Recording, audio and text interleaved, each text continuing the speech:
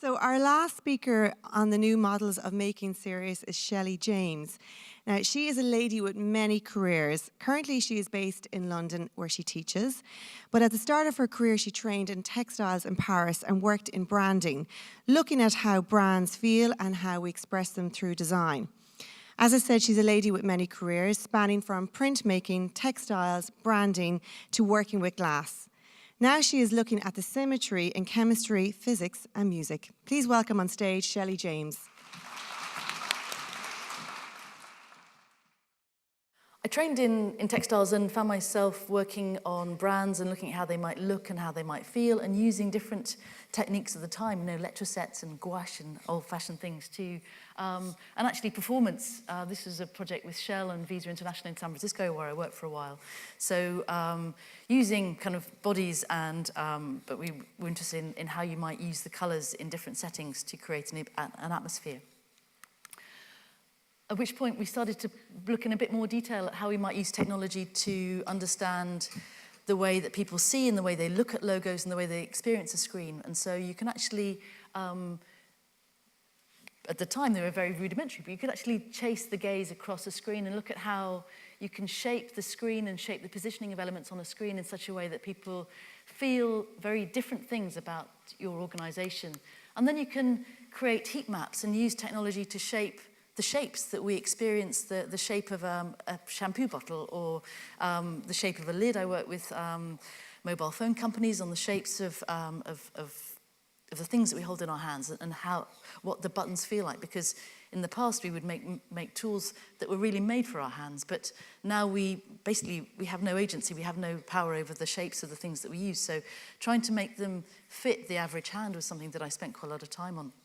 And how you might position things, shape the environment in the shop so that things that you're interested in are at, or that we want you to be interested in, are at the right level for you to choose them and take them home. And then when you have a relationship with them, that they continue to give back in such a way that next time you need some shampoo, that's the one you reach for. And then I had a really bad head injury on a bicycle, and my brain got shook around so much in its little case up here, that I couldn't really work properly anymore. And some viruses crossed the blood-brain barrier, and I found myself I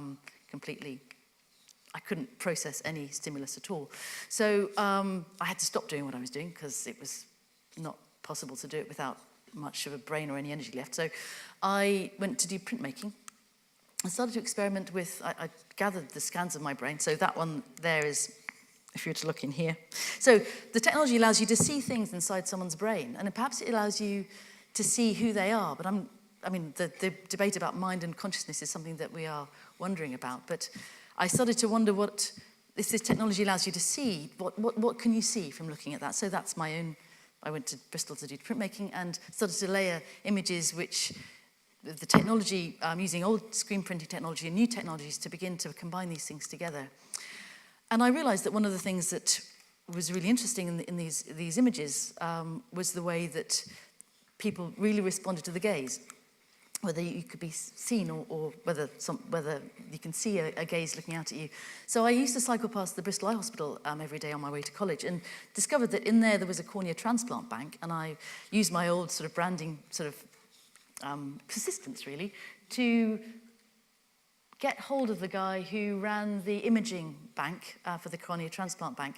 And they allowed me to take a scan of my own retina, which is actually brain tissue. So that's my own retina and the different stages in the brain which process visual information.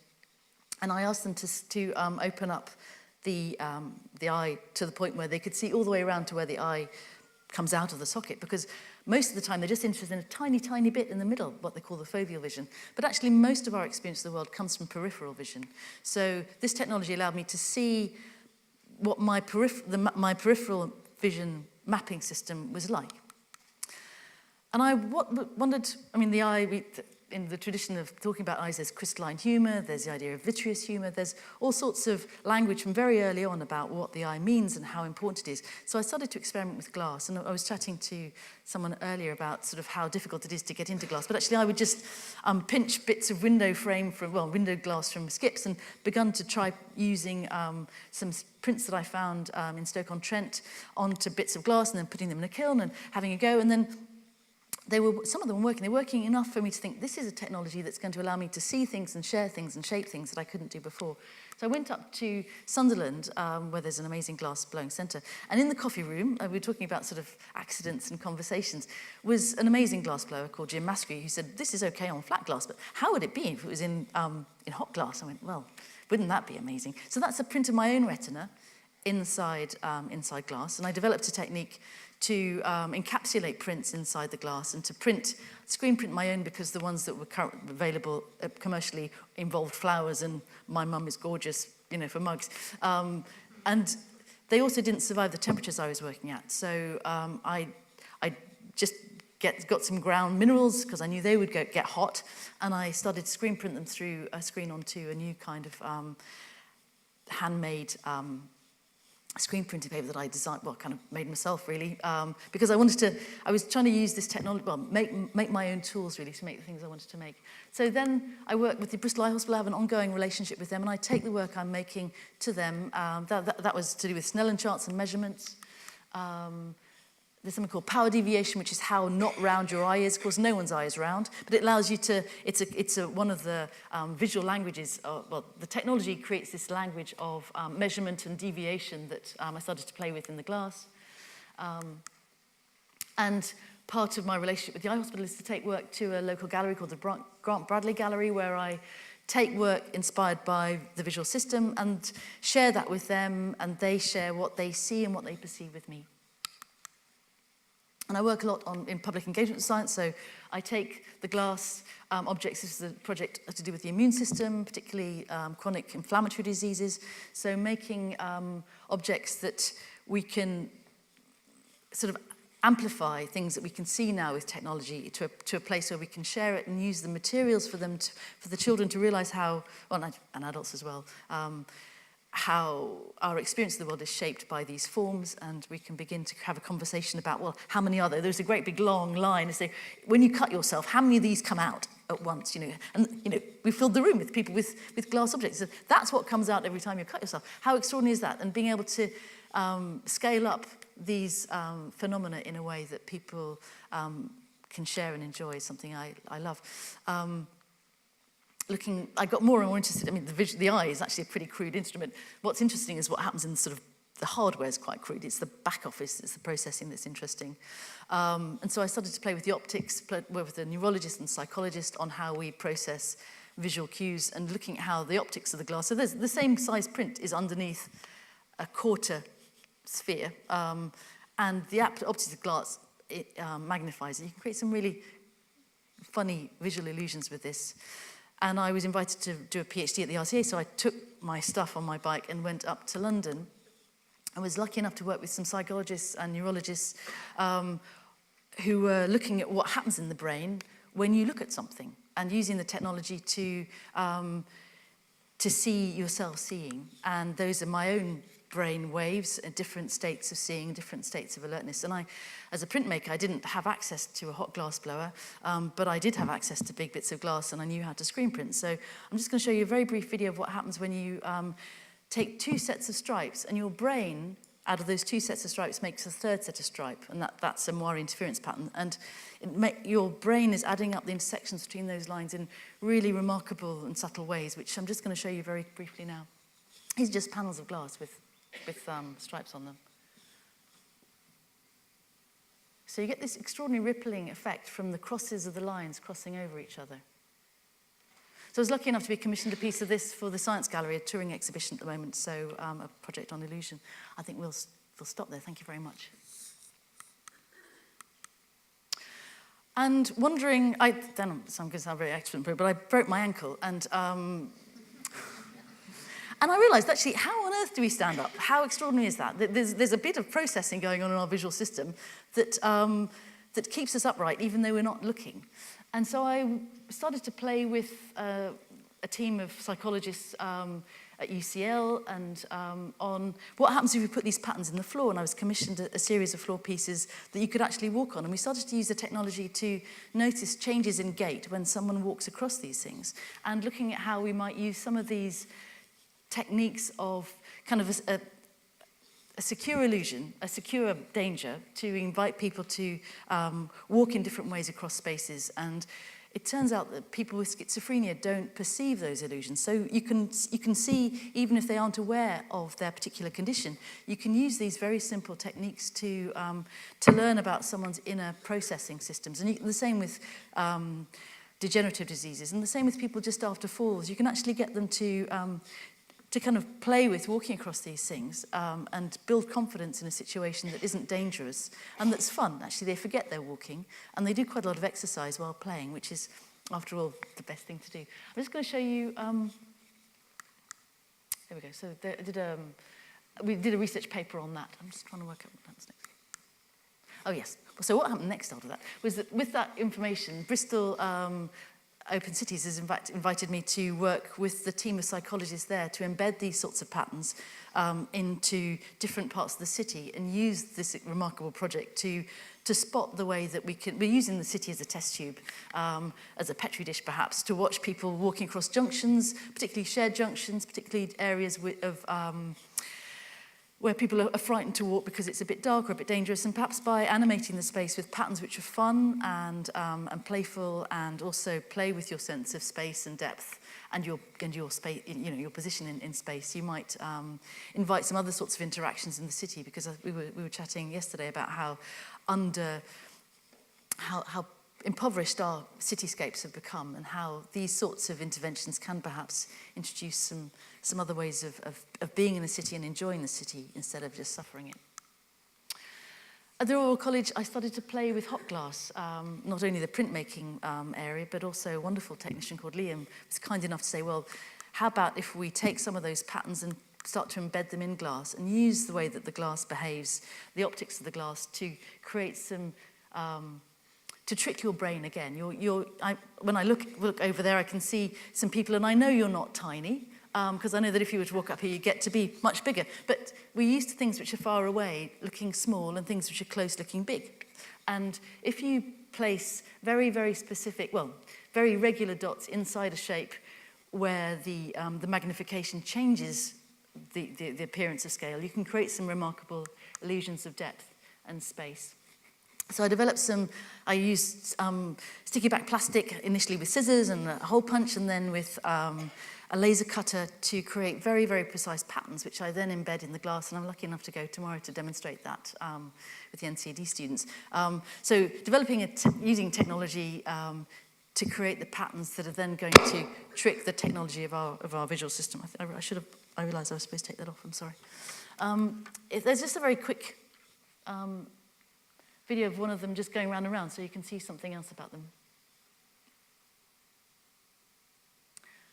And this has given rise to another project with some musicians and a physicist on these kinds of patterns, which are called caustics. Anyway, thank you very much. Let's move on. I became interested in the idea of projection, particularly as our experience of space is a kind of projected one. Most of the time, only 30% of what you think you're seeing is actually new information, and that's maximum. Mostly, about 70% are things that you projected or you've thrown into space because you've already decided what that shape means. So I became interested in that, and we started to work with an X-ray crystallographer. And he mentioned that it's very hard to find situations in which two people with a common passion from different sectors have a chance to meet. And I was lucky enough to go to, it's a horrible word, but sort of a speed dating thing at Somerset House at King's, where scientists interested in working with artists would go, and I kind of cadged along with someone, and I got talking to a crystallographer, and he said, well, wouldn't it be cool to see if we can create structures which project light in a way that is analogous to his way of working, which is what I started to do. That's Brian Sutton. That's the diamond light source, where they send photons around. And so I started to play with the techniques that I had to create objects, which then now Brian uses in his lectures as a way of describing some things he's working on. And to embed structures within the glass, which also show how different types of molecules fit together in space and time. Which led to a project at Somerset House for the Medical Research Council. So going back to the sort of seeing and sharing and shaping, these are all shapes that we couldn't see before, and these are all, we couldn't have shared them in the same way before I had access to these, with a laser cutter and to the old technique of glass blowing. DNA, another discovery of DNA, that's actually a diffraction pattern. So an X-ray beam was shone through a double helix, and Rosalind Franklin was able to see what that shadow meant. And so the Medical Research Council invited myself and Brian to do a project to celebrate the discovery of, well, the diffraction, the Photo 51. So I started to use a new technology, used a drill basically, because I wanted to get these stuff to drill through. More public engagement. All sorts of ways of sharing and seeing and shaping these things. New technology, well, again, using old technology, a masonry saw to cut glass in such a way that I could get multiplications of shapes inside to create the platonic solids. I'm working now with a remarkable man called Sir Roger Penrose on fivefold symmetries, which in philosophy, sort of Platonic language is mystery. It's that extra thing that holds the sky up. It's what makes something grow. That's a diffraction of a fivefold symmetry, which is actually not supposed to be technically possible unless you invoke time. So I started to play with using casting techniques to invoke time by getting the glass to spin as it goes into the mold, and then using a technique to cut and polish them in such a way that I could pack them together. And I had a residency in the Maths Department at King's to play with colour and form, and discovered a 3D printer and started to play with a 3D printer. And I bought one myself because I could get one, because I wanted to play with that technology, embedding those structures inside glass and noticing the way that, so those are quantum dots, those are structures of their lines of polymers which you can throw a photon along that and it bounces out a different colour. And I wanted to make something where you could actually throw something all the way through the inside space of an object. So refine this 3D printing and casting from a 3D print technique to the point where I could do that. Making objects which actually pack together. So that's the model. It's an old lost wax casting technique, but I use it's lost plastic technique to create objects. That's a six-fold burr. That's based on a Japanese wooden structure. Stellations of a dodecahedron. Most recently now working with how that's a dodecahedron where it's an icosahedron, which is its platonic dual inside an icosahedron. So I can actually begin to play with the structure of the print itself. And this is the kind of glass, it's the same thing I'm wearing, which actually rejects, it's got a rare earth in it, and it rejects UV wavelengths given off by fluorescent tubes. So that's the same object under a fluorescent bulb, and that's the same in an LED bulb. And this last thing I'll finish with, I was lucky enough to get Arts Council funding to kind of develop this technique to the point where it makes a bigger piece of work. And so that's that's a dodecahedron, just seen down its axis and using the glass to see and share something really remarkable about this particular geometry. So those are two different views of the same object. And because I could make it so precisely with this machine, I can actually, well, with this technique, I can string them together using just steel pins and rubber bands at the end, really, well, kind of 3D printed rubber bands, to create an object which is a stellated dodecahedron. There's no glue, it's gravity and the kind of magic of glass and geometry. So that I built a light box and put fluorescent bulbs in it, so that's what it looks like with the fluorescent bulbs on, and then that's what it looks like when the bulbs go off. And so, I learned so much about that technology that I've recently trained as an electrician so that I can do this myself. So that's me. Thank you very much indeed.